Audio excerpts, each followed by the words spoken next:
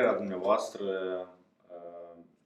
la faptul că dumneavoastră ați lucrat la elaborarea Constituției, acum în acest context de război în Ucraina, se vorbește la nivelul elitelor Republicii Moldova despre statutul de neutralitate a Republicii Moldova, iar cetățenii Republicii Moldova nu au foarte multe înțelegere ce se întâmplă cu această neutralitate, de unde ea s-a luat, pentru ce ne trebuie, este ea folositoare. Dar totodată, dacă puteți să faceți o introducere, care sunt tipurile de neutralități, câte neutralități sunt, care sunt modelele și în care categorie de neutralitate intră neutralitatea Republicii Moldova? Deci, dacă vorbim în aspectul istoric, neutralitatea ca instituție de drept național în primul rând și ca instituție de drept internațional în al doilea, în special, nu este ceva nou. O formă sau alta de neutralitate sau de neagresiune între două sau mai multe țări vecine erau cunoscute încă în antichitate. Chiar în cel mai vechi tratat care a ajuns până la zilele noastre ca monument istoric, tratatul între Ramzes al II-lea și Hătușile al III-lea, secolul XIII până la era noastră, era stipulată formula că părțile aceste două imperiu se unesc în caz de atac de partea unei țări terțe, își unesc forțele și vor riposta împreună, dar se obligă să nu atace una pe alta, adică un fel de neutralitate între două state. Cele mai cunoscute este prima, neutralitatea Elveției, care a fost recunoscută după ce s-a terminat războiul anti-Napoleon. După al doilea război mondial mai apare încă o formă de neutralitate, ea era și mai înainte, până la primul război mondial, dar se consolidează neutralitatea în timp de pace, care și-o declară țările Scandinaviei. Neutralitatea în timp de pace. Mai târziu apare încă o formă de neutralitate foarte interesantă, care se numește neutralitatea pozitivă sau mișcarea de nealiniere, din care făceau parte aproape 100 și ceva de țări, din ele câteva socialiste, cum era România, cum era Iugoslavia, India, țările din Africa și America Latină, care avea drept scop obiectivul de bază care era nealinierea la blocurile militare existente și declararea că ei nu vor recurge la război ca mijloc de soluționare a problemelor politice. Și neutralitatea permanentă se dezvoltă mai departe, pe care o proclamă unele țări. Așa am fost și noi. În 1994, de unde a apărut acest articol? Noi eram conștienți și grupul de lucru că o să fie foarte greu din toate punctele de vedere ca să influențăm sau să obligăm într-un fel sau altul ca Federația Rusă să retragă trupele militare din Transnistria.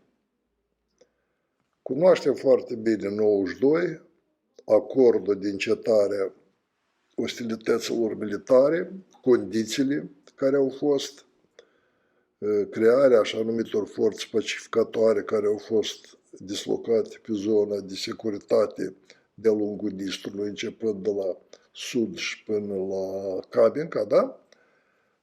Cunoaștem statutul lor, dar totodată în stânga Nistrului era dislocate trupele militare armatei 14.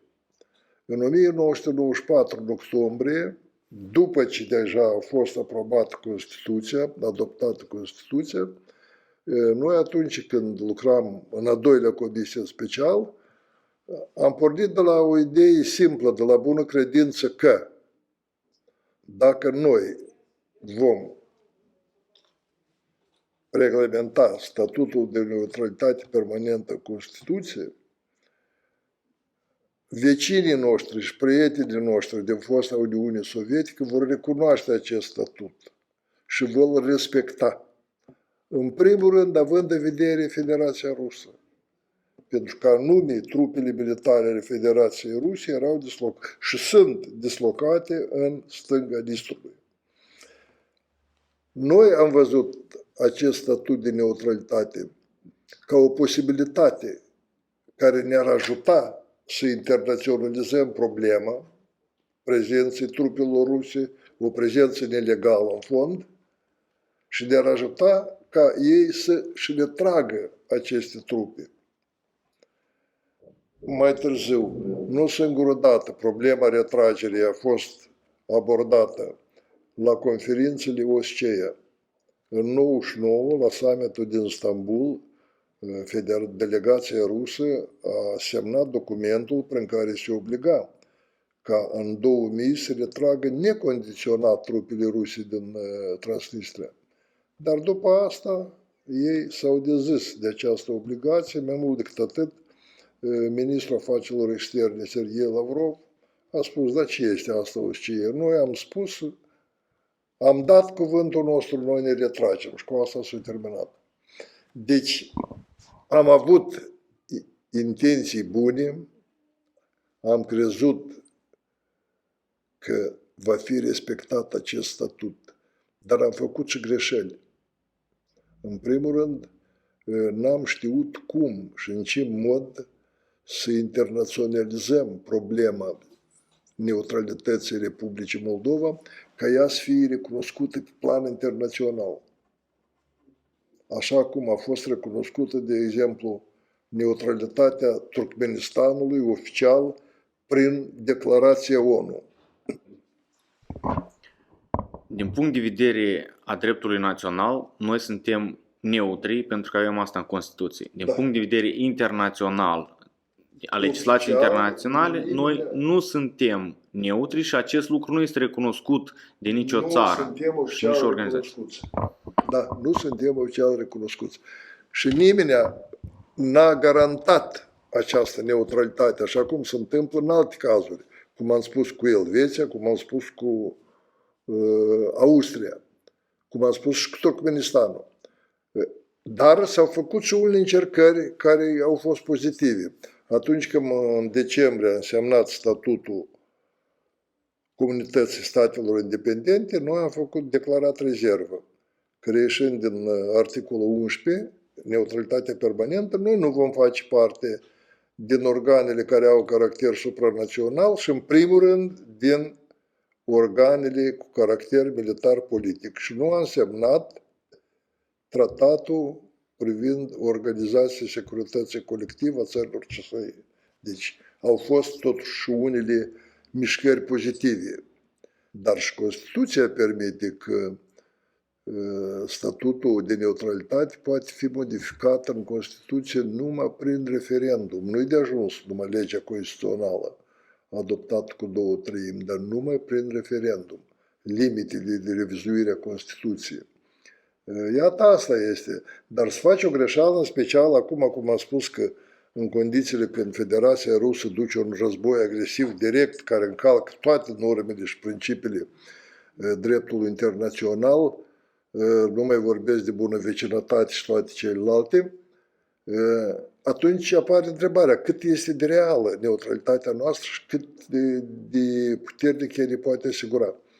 Dacă eu așa îmi pun întrebarea și asta e o întrebare, nu e retorică, dar e reală, dacă țara garant, Federația Rusă, care a garantat suveranitatea și integritatea teritorială a Ucrainei prin memorandumul din Budapesta din 94, în schimb la renunțarea Ucrainei la arma termonucleară, țara garantă însăși să încalcă angajamentele sale față de o țară care totuși e puternică, cum va proceda ea când va socoti necesar față de o țară a cărui neutralitate practic nu recunoaște? Nu e o întrebare retorică, e o întrebare practică. Și atunci ne punem întrebarea, de ce se face atâta speculație în jurul problemei de neutralități permanente?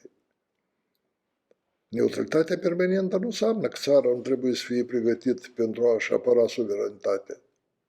Din contră, neutralitatea presupune un nivel foarte înalt de pregătire a tuturor instituțiilor care țin de securitatea națională a statului. Forțele armate, forțele interne, serviciile speciale și așa mai departe.